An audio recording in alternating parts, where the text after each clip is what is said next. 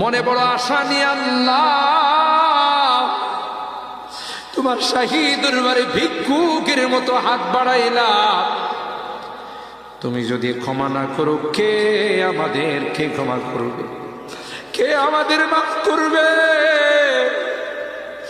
ভিক্ষুকে একজনের কাছে ভিক্ষা না পেলে আরেকজনের কাছে পায়।